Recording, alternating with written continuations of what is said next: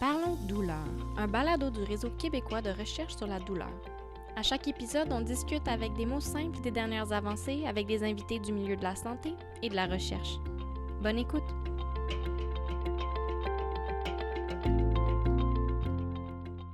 Bonjour, bienvenue au balado sur la douleur. Je m'appelle Justine, je suis nouvellement doctorante en recherche en sciences de la santé.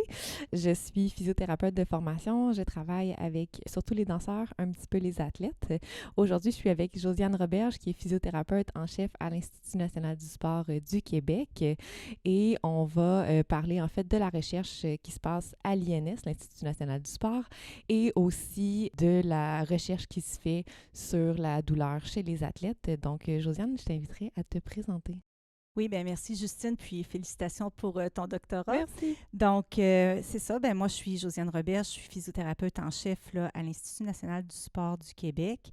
Je travaille avec une équipe de 8 physiothérapeutes, donc à vrai dire 7 physiothérapeutes et un thérapeute du sport, avec les athlètes des équipes nationales et les athlètes des équipes provinciales. Et est-ce que tu pourrais nous raconter un petit peu ton parcours, avec quelle population tu travailles? Oui, donc moi je suis une physiothérapeute, on peut dire, d'expérience. Donc j'ai gradué de l'Université Laval en 1993 et par la suite, j'ai tout de suite travaillé avec une population de sportifs. Donc tout d'abord dans les sports universitaires au PEPS de l'Université Laval, puis dans des cliniques privées là, qui avaient un aspect plus clientèle sportive, mais aussi générale. Mais à travers ça, j'ai quand même travaillé dans le réseau hospitalier en soins intensifs et tout. Et puis en région éloignée, donc en Abitibi. Par la suite, j'ai commencé à travailler ici à l'Institut national du sport en 2011. Donc, ça fait quand même déjà quelques années que je suis ici, puis à m'impliquer avec des équipes nationales, dont principalement les sports technico-artistiques, le patinage artistique et puis la gymnastique. J'ai fait mon diplôme en physiothérapie musculo-squelettique avancée en 2002, mon diplôme en physiothérapie du sport en 2015 et ma maîtrise en sciences cliniques en Sport and Exercise Medicine à Western en 2022. Donc, je crois dans l'éducation à vie, je dirais. Donc, c'est un peu ça. Puis, dans mes loisirs, j'essaie de faire du sport aussi. Donc, c'est quand même très motivant de travailler avec une clientèle athlétique. Donc, je fais beaucoup de courses à pied. J'ai fait quelques marathons. Je me suis qualifiée pour le marathon de Boston l'an prochain. Félicitations. Merci. Et quelques ultra-trails aussi. Donc, c'est moi. Génial. Est-ce que tu pourrais me parler un petit peu plus des enjeux que tu observes dans la gestion, prévention de la douleur chez les athlètes? Oui, donc il y a plusieurs enjeux là, en termes de gestion et prévention de la douleur. Tout d'abord, si on parle des athlètes en développement, ce qui est quand même ma clientèle là, avec des athlètes en spécialisation en bas âge, qu'on peut appeler là, comme la gymnastique, le plongeon, le patinage artistique, mais aussi tous les athlètes en développement, c'est d'arriver à différencier ce qui est une douleur dite normale d'entraînement d'une douleur qui pourrait être pathologique ou qui pourrait nécessiter une consultation. Donc, je pense que pendant le développement, c'est vraiment de faire de l'éducation pour voir avec les athlètes, c'est quoi qui est normal, puis c'est quoi qui n'est pas normal. Puis, il y a quand même certaines études qui démontrent que plusieurs sportifs, particulièrement les sportifs d'endurance, puis le nombre accru d'heures d'entraînement, fait en sorte que les athlètes sont capables de plus, entre parenthèses, endurer la douleur. Donc, il y a un seuil à la douleur qui devient plus élevé, puis que ce n'est pas nécessairement une douleur qui est néfaste. Donc, je vous dirais que ça, c'est la première étape, donc de l'éducation à ce niveau-là. Mais en même temps, un athlète en développement, en croissance, qui se plaint d'une douleur, mais souvent, ça va nécessiter, d'un point de vue médical, un peu plus d'investigation. Donc, même si on sait qu'on peut avoir une blessure sans douleur ou de la douleur sans blessure, avant de dire qu'on a une douleur sans blessure, on va souvent investiguer un peu plus là, chez les jeunes pour s'assurer qu'il n'y a pas une pathologie de croissance qui pourrait entraîner des séquelles là, à plus long terme là, chez les athlètes. Comment vous gérez ça au quotidien, justement, de faire cette distinction-là avec vos jeunes athlètes, de dire c'est une douleur normale versus ce n'est pas une douleur normale? Ben dans le fond, c'est ça. C'est qu'on fait de l'éducation. Donc, ce qu'on explique, c'est qu'on peut avoir une douleur pendant, puis on va parler d'intensité de douleur. Donc, on va leur présenter l'échelle visuelle analogue, souvent avec les petits visages. Donc, ce qu'on va recommander, c'est qu'une douleur ne devrait pas vraiment dépasser là, un 3 sur 10. Des fois, on peut aller jusqu'à 4. La douleur devrait disparaître rapidement après l'entraînement. Bon, le fameux raquage, c'est une douleur qui est souvent un peu plus généralisée, qui n'est pas nécessairement très localisée, qui ne devrait pas être présente plus que 48 à 72 heures, que ça va finir par passer. Donc, mais que quand la douleur perdure dans le temps ou si la douleur est trop importante en termes d'intensité, qu'à ce moment-là, ben, il faut un, le dire à son entraîneur et deux, consulter là, pour cette douleur-là. Est-ce que vous avez des problèmes des fois avec ça, justement, le fait de parler aux entraîneurs? Est-ce qu'il y a un tabou de la douleur chez vos athlètes ou ça n'existe pas tellement? Je ne peux pas dire qu'il n'y a pas de tabou de la douleur chez les athlètes. Ça dépend toujours de la relation entre les athlètes et l'entraîneur, de la position de l'athlète dans l'équipe. C'est sûr que quelquefois, on rencontre des perceptions des entraîneurs qui peuvent être un peu biaisées. Donc, ils vont dire, bon, ben, tel athlète est plus sensible à la douleur qu'un autre et puis il faut qu'elle s'endurcisse. C'est souvent des termes qu'on va entendre. Mais en même temps, on enseigne ici aussi au diplôme avancé aux entraîneurs. Donc, on fait beaucoup d'éducation aux entraîneurs par rapport à tout ça. Je crois que ce que les entraîneurs doivent comprendre, c'est que quand un athlète se plaint de douleur, il faut respecter le fait qu'ils disent vraiment ressentir une douleur sans nécessairement qu'il y ait peut-être même une blessure. Mais en même temps, bon, ben c'est ça, comme je disais, l'athlète, il faut lui apprendre que ben, c'est normal d'avoir certaines douleurs. Donc, beaucoup d'éducation aux entraîneurs aussi, mais oui, quelquefois, là, c'est pas toujours facile. Donc, la confiance, ça se bâtit petit à petit, ça prend beaucoup de discussions. Nous, ici, on a la chance d'être sur les plateaux d'entraînement, donc de pouvoir parler aux entraîneurs dans l'entraînement quotidien. Mais on travaille aussi beaucoup avec les fédérations sportives. On fait beaucoup d'ateliers par rapport à la douleur, puis tout ça dans un mouvement de sport sécuritaire aussi, où on veut des athlètes qui sont en santé. Donc, mais oui, c'est pas toujours facile. Oui, je comprends. Puis, c'est quoi vos axes de recherche ici à l'Institut national du sport du Québec? On a plusieurs axes de recherche. On a 3 axes principaux. Le premier axe de recherche est en gestion de la charge d'entraînement, donc de la prescription à la récupération jusqu'à la mesure de la charge d'entraînement. Puis dans la gestion justement des blessures, bien ça, c'est un aspect qui est vraiment important à monitorer. Donc, on fait beaucoup de suivi des athlètes en termes de qu'est-ce qu'est leur charge d'entraînement. Ce qu'on peut se rendre compte, c'est que les athlètes souvent vont se blesser avant les compétitions majeures. Ils vont se blesser quand ils sont de retour à l'entraînement après un congé ou encore ils vont se blesser dans des camps d'entraînement. Donc, on voit souvent dans ces moments-là des augmentations de charges d'entraînement importantes, puis une augmentation aussi là, de blessures, puis par le fait même souvent de douleurs. Donc ça, c'est notre premier axe de recherche. Le deuxième axe de recherche est en prévention, suivi et prise en charge des blessures. Donc, l'Institut national du sport fait partie du réseau qu'on appelle le réseau Réforme, qui est le réseau francophone olympique de la recherche en médecine du sport, puis qui fait partie de 11 centres mondiaux de recherche pour la prévention des blessures et la protection de la santé de l'athlète, qui est reconnu par le Comité international olympique. Donc, ça, c'est un aspect aussi qui nous tient vraiment à cœur ici. Puis, le dernier axe, c'est l'utilisation de l'intelligence artificielle. On en entend beaucoup parler là, ces jours-ci, pour accentuer la probabilité d'être performant, mais tout en étant en bonne santé. OK, génial.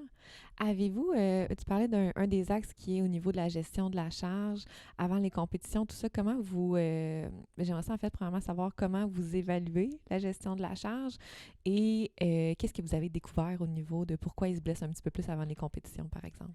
Bien, en termes de gestion de la charge, c'est vraiment spécifique aux différents sports. Donc, la méthode la plus facile, c'est de calculer les heures d'entraînement. Puis, ce qu'on va utiliser, c'est le tableau de perception de l'effort qui est coté sur 10, un peu comme l'échelle visuelle analogue. Donc, un effort vraiment, vraiment facile va être un 1, puis un effort extrêmement difficile va être un 10.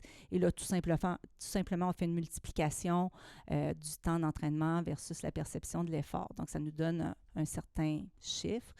Mais ça dépend des sports. Tu sais, par exemple, si je prends le water polo, où là, on a beaucoup de blessures à l'épaule, beaucoup de lancers. Donc, quelquefois, ça va être vraiment de compter le nombre de lancers par match.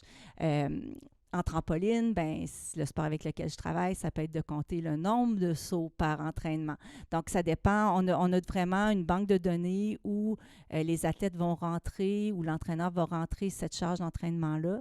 Puis là, on est capable de faire un suivi dans le temps. Puis c'est avec le recul que là, on peut dire, ben, il y avait plus de blessures pendant une augmentation du volume d'entraînement ou de l'intensité de l'entraînement.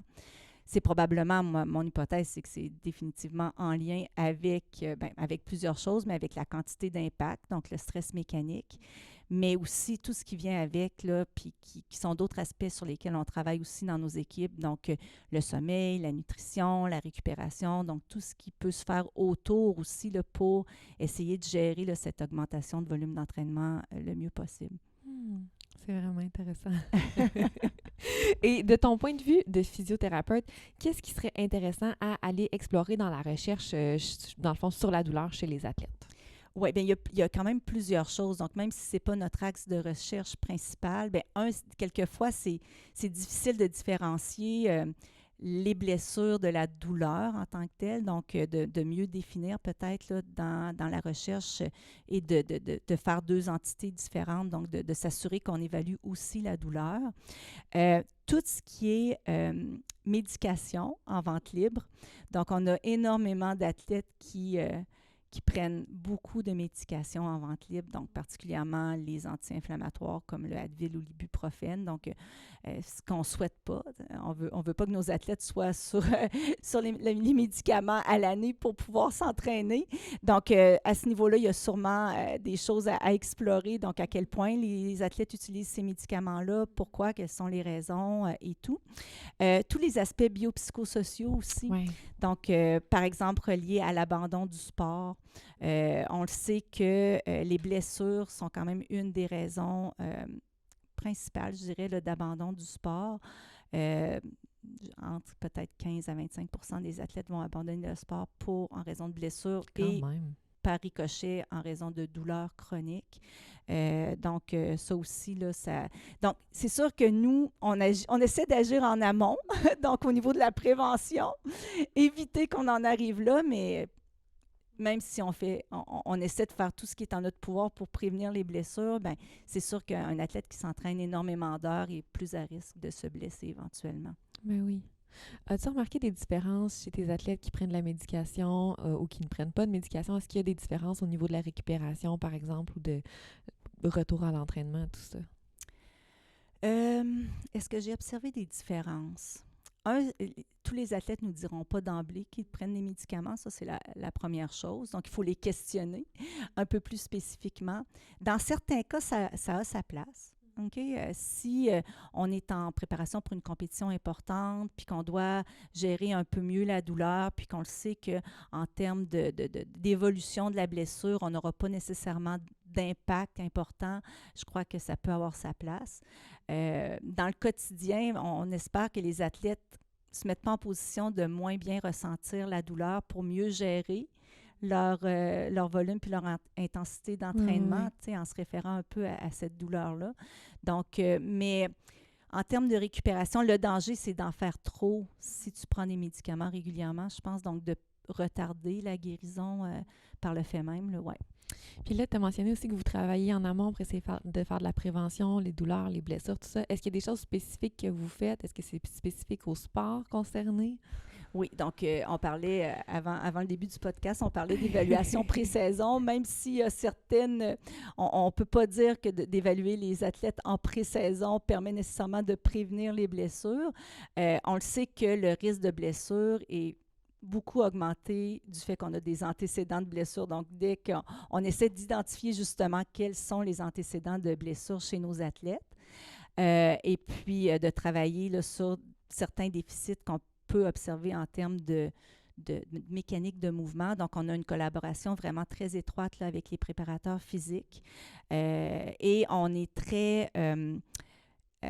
on trouve très important de travailler sur l'échauffement, donc l'activation avant l'entraînement. Il y a quand même plusieurs études qui démontrent des bienfaits sur la prévention des blessures, bon, dans certains sports collectifs, là, particulièrement le soccer puis le rugby, mais on peut déduire que ça pourrait aussi avoir un effet là, chez tous nos sportifs. Donc, on incorpore souvent des exercices qui sont un peu plus spécifiques aux blessures qu'on rencontre souvent et aux lacunes qui sont souvent observées dans nos différents sports. Les entraîneurs sont généralement là, très acceptants là, de cet échauffement-là. Donc, sont très contents qu'on puisse leur offrir un entraînement. Donc, ça, c'est une des façons dont on va travailler là, en termes de prévention. Puis, on fait aussi un suivi ici étroit. Les athlètes doivent remplir des questionnaires pour nous dire s'ils ont de la douleur pendant l'entraînement. Donc, nous, on peut faire un suivi rapidement aussi. Là. Si on voit qu'un athlète a rapporté de la douleur pendant un entraînement, même s'il ne nous consulte pas, nous, on va aller le voir puis on va lui demander, OK, tu t'as dit que tu avais eu de la douleur. Est-ce que tu es capable d'expliquer pourquoi? Bon, puis aller évaluer un petit peu plus loin. Puis, ajuster l'entraînement. Oui. Donc, je dirais souvent, c'est là qu'on est gagnant. Quand on établit une collaboration, une bonne collaboration avec l'entraîneur et que l'entraîneur nous fait confiance, il va être vraiment réceptif au fait qu'on module l'entraînement puis qu'on diminue peut-être un peu certains éléments ou certaines choses dans l'entraînement pendant quelques jours pour permettre à l'athlète de récupérer plus rapidement plutôt que de continuer à s'entraîner sur la blessure ou avec de la douleur. Et puis, on le sait d'ailleurs que quand on a de la douleur, notre patron de mouvement est généralement pas optimal non plus. Donc, c'est vraiment là on peut vraiment faire une différence, je pense, là, en termes de prévention ou récupération là, quand on a une blessure. Là. Est-ce que ça fait, parce que là, ça fait quand même quelques années que tu es ici, est-ce que ça fait déjà plusieurs années que vous faites ça, de travailler en amont pour la prévention des blessures? Oui, on a toujours fait ça ici. Et avez-vous vu un impact dans les dernières années? Avez-vous vu des changements positifs au niveau, que ce soit des douleurs, blessures, confiance? Oui, en général, ce qu'on fait, c'est qu'à chaque année, chaque sport, chaque physiothérapeute qui travaille avec son sport fait un rapport annuel. Okay. Donc, un rapport annuel de ce qui a été fait, puis du nombre de blessures. Donc, on sait exactement dans le temps où étaient les pics de blessures, quel type de blessures on a eu dans l'année. Puis ce qu'on voit en général, parce qu'on a quelques années de recul maintenant, c'est qu'il y a une diminution du nombre de blessures en général pour les sports avec lesquels on travaille. Bon, Tant c'est mieux. toujours dépendant. Si on a un nouvel entraîneur qui arrive, c'est un entraîneur des fois qui vient de l'extérieur du Canada, avec d'autres méthodes d'entraînement, d'autres valeurs, une autre culture. Des fois, on peut retomber un petit peu, c'est plus difficile, il faut refaire de l'éducation, l'ouverture n'est pas toujours nécessairement là non plus. Donc, puis il y a des choses qui sont en dehors de notre portée aussi là, en termes de réglementation, même si on parle de prévention de blessures. Donc, on peut influencer un peu, on essaie, mais il y a d'autres éléments qu'on ne peut pas contrôler là, de notre côté. Là. Ah, je comprends. Là, on en a parlé un petit peu, mais comment concrètement vous appliquez la recherche, les résultats de la recherche à l'Institut national du sport? Oui, ce qui est intéressant, c'est que on a ici de la collaboration avec différentes universités pour les projets de recherche. Donc, comment ça fonctionne à l'Institut, c'est qu'il y a 2 départements principaux. Le département des sciences du sport qui a un gros volet de recherche, donc biomécanique, physiologie de l'exercice, préparation physique, préparation mentale, nutrition est avec... Donc, l'autre côté, c'est le médical. Donc, le médical, physiothérapie, médecine, nutrition est avec nous. Psychologie du sport se balade entre les sciences du sport et le secteur médical. Donc, on a plusieurs spécialistes qui travaillent avec nous. Et puis, ce qui est intéressant, donc, collaboration avec les universités. Et ce qu'on essaie de faire, c'est vraiment collaborer avec les équipes nationales et prendre leurs interrogations où eux voient qu'il y a un écart entre ce qu'ils voudraient faire en termes de performance, partir de leurs questions à eux et établir des projets de recherche à partir de leurs questionnements. Génial. Donc, c'est beaucoup plus facile après d'appliquer la recherche Exactement. quand la question initiale vient du sport en tant que tel. Donc, par exemple, présentement, on a une ébauche de projet de recherche en intelligence artificielle avec le groupe de trampoline pour par l'intelligence artificielle, être capable de filmer les routines, qu'on soit capable d'identifier l'athlète, les mouvements qui sont exécutés pour pouvoir vraiment là, établir une banque de données où on sait combien de mouvements exactement ont été faits, quel type de mouvements, les enchaînements, qu'est-ce qui était optimal, qu'est-ce qui était non optimal pour aider l'entraîneur par la suite à modifier les séquences et aller chercher le plus haut pointage possible, par exemple. On a un projet à peu près similaire avec Plongeon. Pour boxe, on a des projets de recherche en réalité virtuelle pour voir est-ce que de faire entraîner un athlète de boxe en virtuel, est-ce que ça peut avoir des effets sur la performance après quand il va vraiment avoir un combat réel. Donc, on a plusieurs recherches comme ça. Puis, c'est ça, les sports en général, là, après, on applique vraiment là, ce qu'on va faire avec nos sports. Génial. Tu as glissé un petit mot, on en a parlé un petit peu de la psychologie du sport, santé mentale. Est-ce que tu as vu, parce que dans les dernières années, la santé mentale devient quand même beaucoup plus abordée, est-ce que tu as vu un avènement de ça ici à l'INS? Oui, définitivement. Là, on a une chercheure ici là, en psychologie du sport qui travaille sur des projets de recherche là, plus axés à ce niveau-là, en termes de gestion de la performance, amélioration de la performance, mais aussi santé mentale. Donc, oui, on a déjà plusieurs projets de recherche là, en psychologie du sport. Avec la pandémie aussi, il y a eu énormément de répercussions et d'impacts. Là, donc, on a fait des suivis à ce niveau-là aussi. Est-ce que c'est quelque chose qui est apprécié des athlètes? Avez-vous un feedback par rapport à ça intéressant? Bien, je dirais que les athlètes, en général, eux, ils apprécient le support. Donc, ils apprécient plus les services que la recherche en tant que telle. Mais ce qui est intéressant, c'est qu'on a quand même un bon, excuse-moi le terme anglais, mais un bon buy-in des athlètes. Donc, ils ont plusieurs questionnaires à remplir, ils les remplissent. Bon, ils ont peut-être, on met ça souvent avec le pré-saison, donc on leur passe les questionnaires à travers le pré-saison, que ce soit en nutrition ou en psychologie, en santé mentale. Mais en général, les entraîneurs, les athlètes, les équipes sont vraiment, ils embarquent beaucoup là, avec nous dans les projets de recherche. On a aussi un souci quand même quand on pense à des projets de recherche de faire attention à l'équipe en est où dans le cycle olympique. Donc, on ne mettra pas des contraintes importantes sur une équipe qui est dans la dernière année de préparation avant les Olympiques. Là. On va être réaliste aussi puis tenter de faire ça de la façon la plus optimale puis de pas contraindre l'entraînement là, autant que possible. Mm-hmm. Oui, je comprends. On a parlé beaucoup des athlètes d'élite parce que c'est les gens que vous voyez ici. Penses-tu que la recherche qui est faite à l'Institut, à l'INS, ou les problématiques qu'on a en douleur chez les athlètes, c'est quand même quelque chose qui pourrait s'appliquer à une population de gens actifs?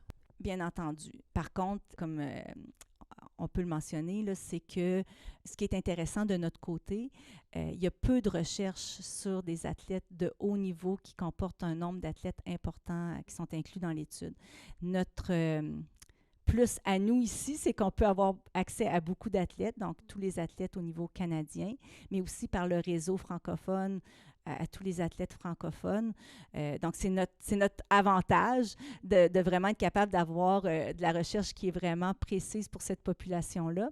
Mais il y a certains éléments qui peuvent certainement là, se transmettre à la population active. Puis on sait que quand on parle de population active, on en a des crinqués quand même presque autant que des athlètes de haut niveau dans la population active, oui, quand on pense aux triathlètes, aux ultramarathoniens et tout. Donc, je te dirais qu'il y en a plusieurs qui sont intéressés quand même à venir ici subir certaines évaluations, qui seraient intéressés à participer au projet de recherche. Assurément, assurément. Josiane, j'aimerais savoir, dans ta carrière, de quoi tu es le plus fière? Ben, écoute, il y a quand même plusieurs choses, mais je dirais que sans parler de fierté, le moment fort pour moi dans ma carrière, ça a vraiment été de participer aux Jeux olympiques de Pékin en 2022. C'était particulier parce que, bon, c'est avec un sport que je suis depuis plusieurs années, qui est le patinage artistique, qui est un sport que j'ai pratiqué, que ma fille a pratiqué à un haut niveau, donc c'est vraiment un sport que j'aime beaucoup. En plus, en période de pandémie, alors que ça faisait presque 2 ans qu'on pouvait pas beaucoup voyagé, les athlètes n'ont pas beaucoup pu compétitionner, donc il y avait une espèce de joie aussi d'être de retour là, en compétition là, importante. Donc, oui, je dirais que ça a été vraiment là, une super belle expérience. Ah, c'est sûr. Et pour toi, ce serait quoi les plus grands défis à surmonter dans le milieu justement de la haute performance chez les athlètes? Le défi principal, c'est vraiment d'avoir des athlètes ultra performants, mais en les gardant en santé, puis en leur offrant un milieu sécuritaire. Puis quand je parle de en santé, c'est en santé autant physique que mentale. Puis on en parle beaucoup présentement là, avec le sport sécuritaire. Dans les médias, on parle énormément d'abus qui ont eu lieu dans le sport. Donc, c'est vraiment le défi là, qui s'offre à nous, là. C'est sûr que de notre côté, au médical, on est quand même bien placé pour prioriser la santé de l'athlète. Ça demeure vraiment notre objectif principal et on est un peu leur défendeur, je dirais. Donc, ça se passe généralement bien, mais comme je l'ai répété à plusieurs occasions, l'éducation est tellement importante. Donc, je pense que une bonne partie de tout ça passe vraiment par l'éducation, par des règles qui vont être émises. Donc là, je sais qu'au niveau fédéral, au niveau des fédérations, des conseils d'administration, il y a des nouvelles réglementations qui sont sorties. Donc, de favoriser vraiment là, un milieu sain. Puis c'est pas toujours facile parce que les subventions, ben, viennent avec les performances. Donc, de maintenir vraiment un niveau de performance élevé, mais sans passer la barrière de où ça devient entre parenthèses, dangereux pour l'athlète, soit au niveau physique ou au niveau mental, là, c'est toujours un peu gris. Eh oui, mais effectivement, c'est vraiment un beau défi. Là, on a parlé beaucoup de la recherche qui se fait à l'INS, la douleur, les blessures chez les athlètes. Est-ce qu'il y a une question que j'aurais pas posée à laquelle tu brûlerais de répondre? Je dirais que l'INS, c'est pas nécessairement l'Institut national du sport, c'est pas nécessairement connu beaucoup de la population québécoise. C'est vraiment un beau joyau pour le sport québécois et canadien. C'est francophone. Donc, ça, c'est la première chose. On a beaucoup d'athlètes de la nouvelle génération, des athlètes en voie de développement qui veulent éventuellement faire partie des équipes nationales, qui sont vus ici, qui sont aidés, des fédérations québécoises qui sont aussi supportées par l'Institut. Donc, ça, c'est vraiment... il y a un esprit un peu québécois dans l'esprit canadien, je dirais. Donc, c'est vraiment, puis de supporter vraiment de façon optimale les équipes nationales, puis éventuellement de savoir qu'on a contribué à leur performance. Bon, le personnage principal de tout ça, c'est bien sûr l'athlète. Hein? C'est l'athlète qui est la personne qui performe en bout de ligne. Par la suite, ben, l'entraîneur, ben, il est vraiment la deuxième personne, je pense, importante, mais tout le soutien que l'athlète et l'entraîneur vont recevoir là, des professionnels qui gravitent autour pour les supporter puis les aider, je pense que ça, c'est vraiment quelque chose qui... On devrait être fiers là, de l'Institut national du sport au Québec. Assurément. Écoute, merci beaucoup, Josiane, d'avoir pris le temps de nous parler. Merci aussi aux gens qui ont écouté le balado Parlons douleur. Et voilà, merci beaucoup. Ça m'a fait plaisir. Merci d'avoir écouté Parlons douleur. N'hésitez pas à vous abonner pour ne pas manquer un épisode et à partager le balado avec vos amis. Pour plus d'informations, visitez notre site web rqrd.ca ou encore notre chaîne YouTube en cherchant Réseau québécois de recherche sur la douleur. À la prochaine!